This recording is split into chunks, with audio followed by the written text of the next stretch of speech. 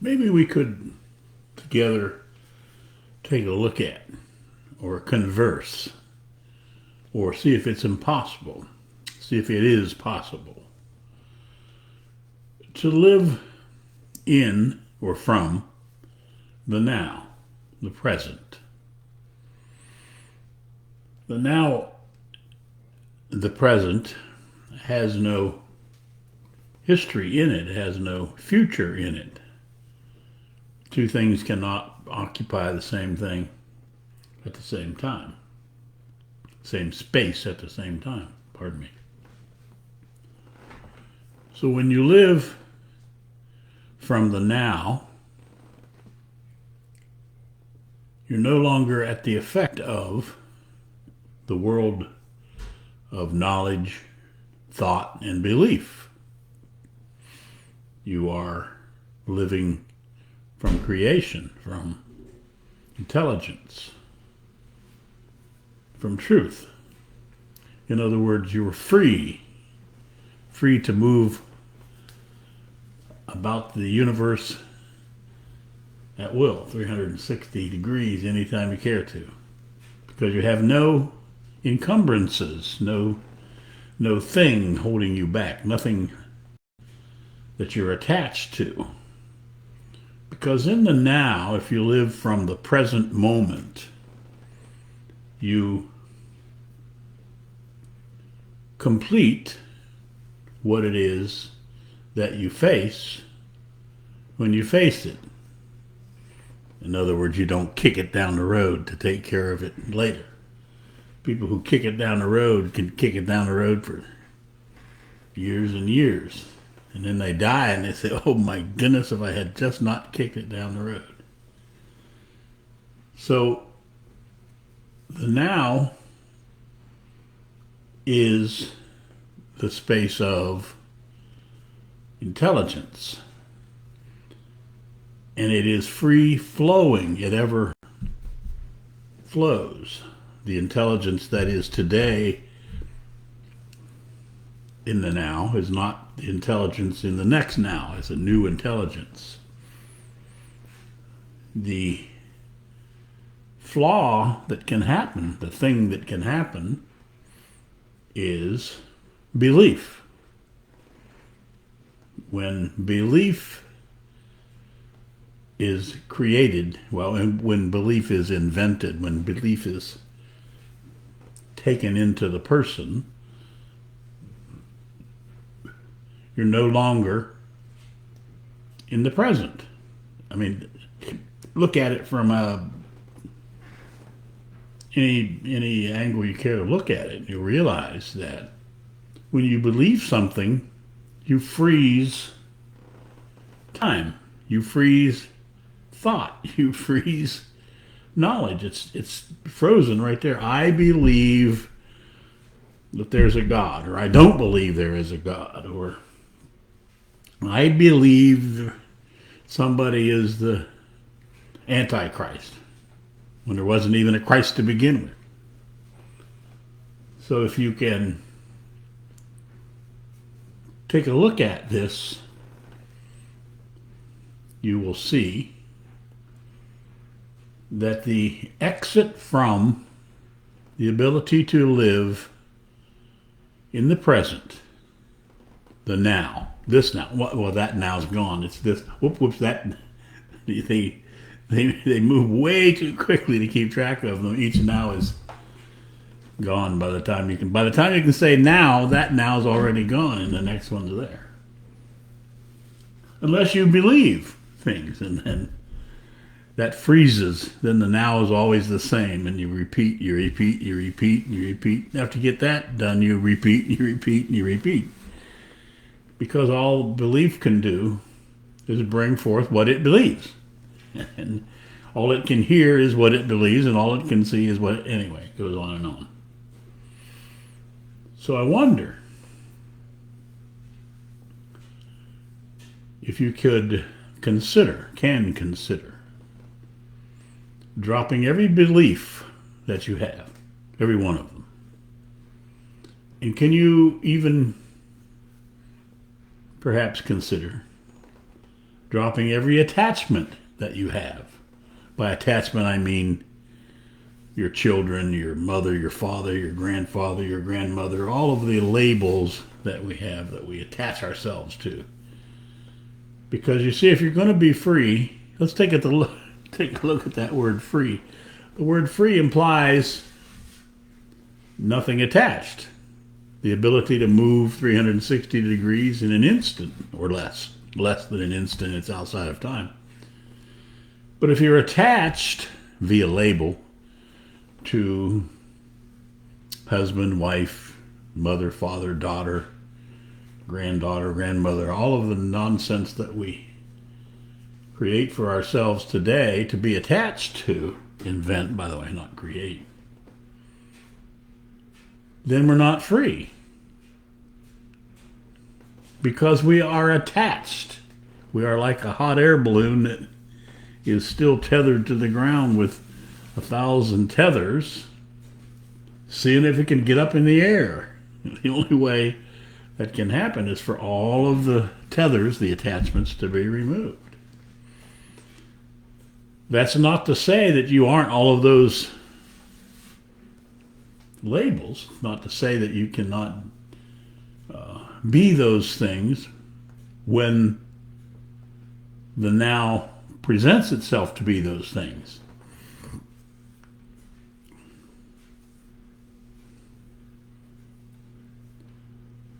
I'm just looking at the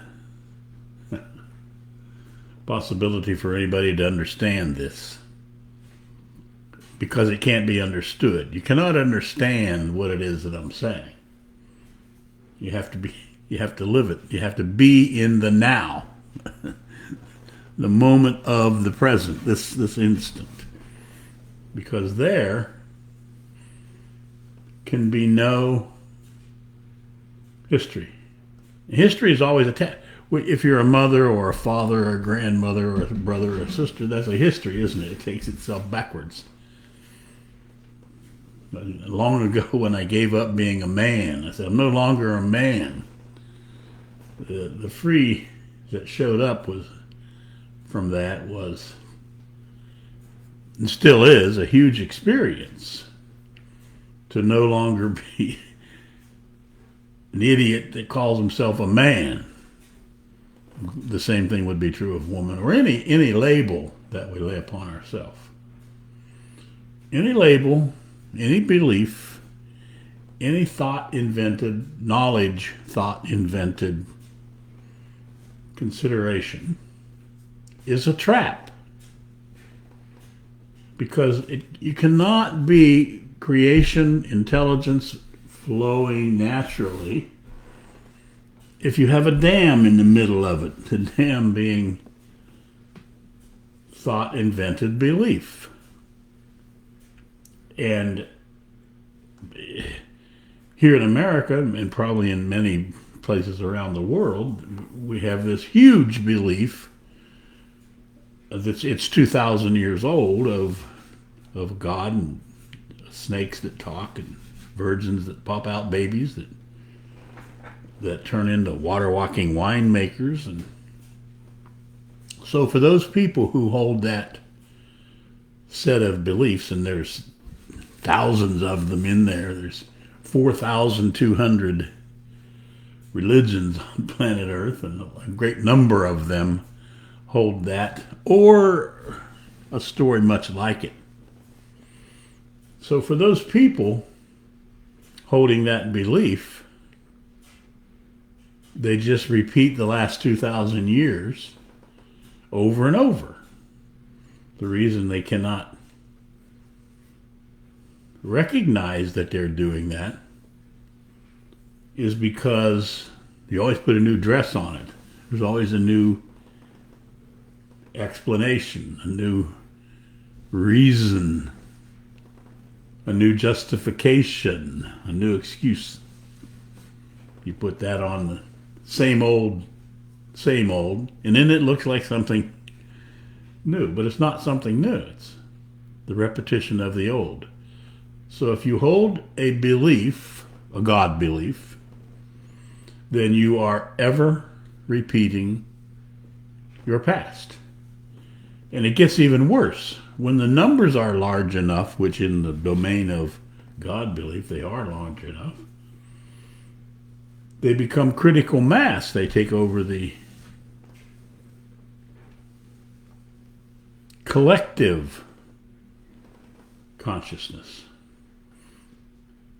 I'm not speaking here down about God, because if there is a God, then there is a God. And if there isn't a God, then there isn't a God. And belief has nothing to do, cannot do anything about having there be or not be a God. Either it's there or it's not there. Now, to believe there is a God is hugely detrimental. As I've said before, if there was a God, the greatest insult, if you can insult a God, which obviously you couldn't, would be that you believe there's one, because then you have something in between you and God, which is the belief. So if you believe in a God, and then when he shows up, if he doesn't have a white robe on with a cane, then he's not God. Or if he wasn't buried for 3 days and came back, then he's not God. If he doesn't fit your belief about. So the greatest detriment to yourself is to believe anything. As a matter of fact, for those who hold on staunchly to God belief, the word belief, that tiny little word belief, is larger than God that you believe in. Because without it, then you see there's no God. And with it, then there's a space, a big block between you and God. So either way, it's... Anyway, I'm making myself real unpopular. Not that I wasn't before I started, but even more unpopular now. So getting back to the conversation about living from the now, this consideration that I'm putting forth here is the moment you hold a belief, you have exited. You no longer live in the now, because then you live in the belief, and the belief does your thinking for you. You're no longer thinking. Thinking is thinking you from that point on. And that happened thousands of years ago to a few people, and then they pass it on and pass it on, and it hit a certain spot, a certain number, if you will, and critical mass took over. And now, if you look, you'll see that the greatest percentage of people on earth believe in God. Here in the United States, every congressperson, president that we've had in our 242 years, well, 99% of them have been God believers. And we've been at war for 226 of those 242 years, because there's no greater violence on our earth than belief, and God belief is our biggest one. So between that and college graduates, there you have it. This is a rambling. I do a lot of rambling, don't I? Because the insanity of this planet is huge. It's got all kinds of manifestations. You talk to people that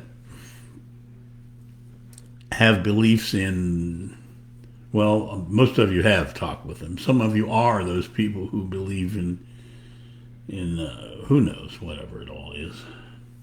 Aliens and the Quran or whatever it is today. And Hillary Clinton is cutting up babies in a pizza shop and using them on pizzas to save money. All those things that got Donald Trump elected. So my question here, my query is it possible for you to consider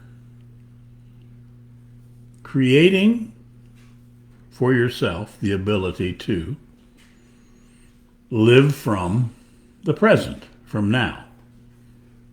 Now, that now's gone. This now. That now's gone. You see, because now is ever streaming. It's ever moving. It does not stop. It does not. It's like a stream in the flowing stream. Water, 1 second is this, and then the next second there's water, but it's a new water. It's not the same water. Intelligence is like that because it ever flows. Intelligence creates itself from the observation of its flaw. Belief blocks, makes excuses for, has reasons for, makes justification, explanation for every mistake that it makes. So it never makes a mistake. See? People do not, in today's world, make mistakes. They make excuses, justifications, explanations, make it reasonableness. And here's the problem with it. Every generation invents a greater set, a larger set, more reasons, more justifications, more explanations, which means that every generation is a little bit dumber than the generation before. That's been going on for thousands of years now. My question is, how long can violent ignorance and violence, continue until the ignorance and violence destroys itself? If you've heard any of my past videos, you've heard me say the same thing a few times. And if you realize that the only way you can get through to an already dead person, a person who believes things, has God belief and believes that Trump is the newest God and all those things, is actually repetition to say it, to keep saying it. Although then they say you keep saying the same thing over and over, so even that is self-destructing. However, I reiterate here,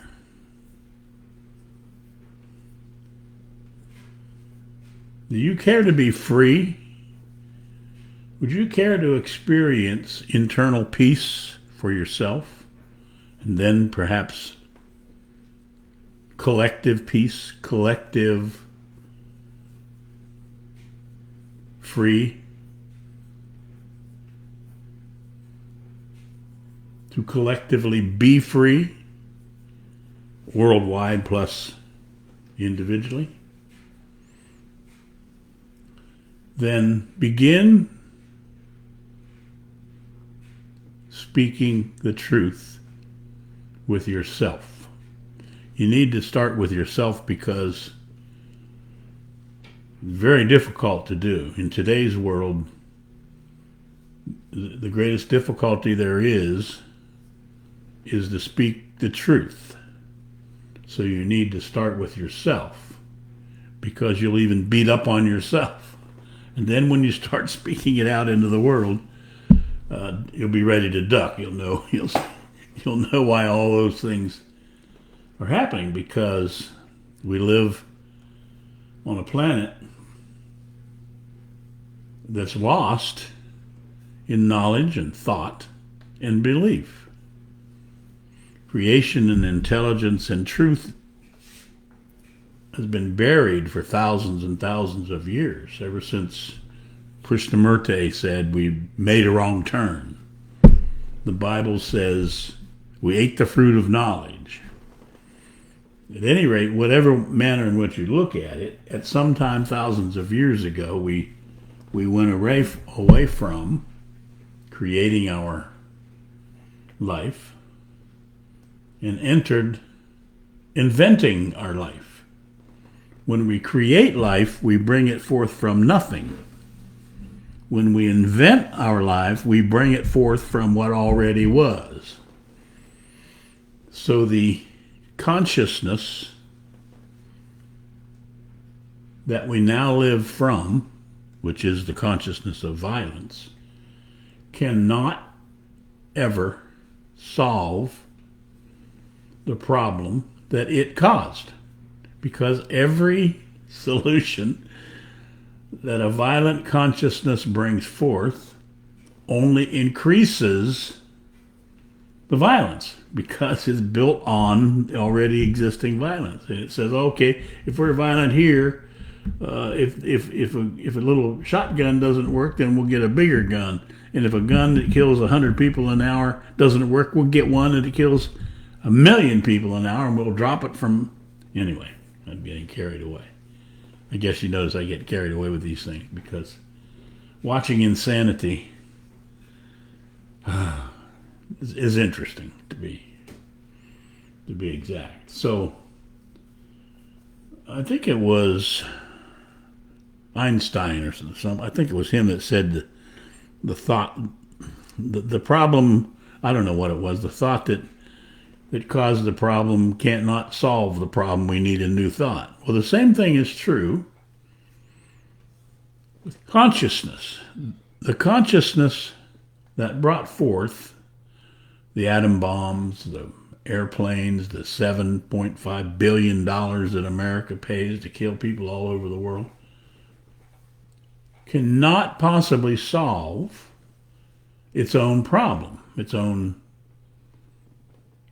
violence, because the solution will come from the core that is violence. Therefore, the first book that I wrote of the 5 books that I have out, a new consciousness needs to be born. Although the first book was a new consciousness born, you are the source. The reason that you are the source, if I may jump a little bit back here, is because, as I said earlier, thousands of years ago, 1 or 2, when there weren't very many people on the planet, a couple of people made the transition from creation and intelligence and truth, and then jumped the chasm, a huge deep hole there, into thought, into memory, into knowledge and belief. And then as they invited people, more and more people joined them. And then suddenly there was a collective movement, critical mass, if you will. And we collectively, as a planet, moved into a knowledge, thought, and belief-filled world of violence, of killings, of anger and jealousy and greed. And so the manner in which you can know whether you're part of that world is, do you get angry at your, notice the ownership there, the moment you say your, at the folks in your relationships, the wife, the child, the girlfriend, boyfriend. It doesn't make a difference. Do you get angry? If you get angry, then you're lost in a knowledge, thought, belief-filled world. If you have to be right, if your control is that's the main of all the invented feelings that people have invented. Control is the number one, because it means you're always right. You never have to be wrong. You can always be the smartest person on planet Earth. Oh my goodness, I've gone for 25 minutes. This has been a long one. I probably lost all three people who were listening.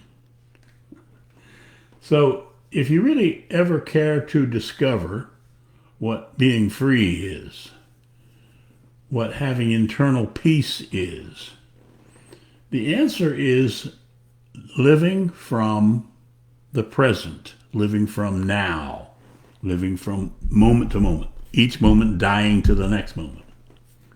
Whether we live now, each moment is memorized, and then it brings in, and then you argue and fight and scream and holler at each other over the last moment. Because in the last moment, you didn't complete it, you kicked it down the road, so I'll handle it later.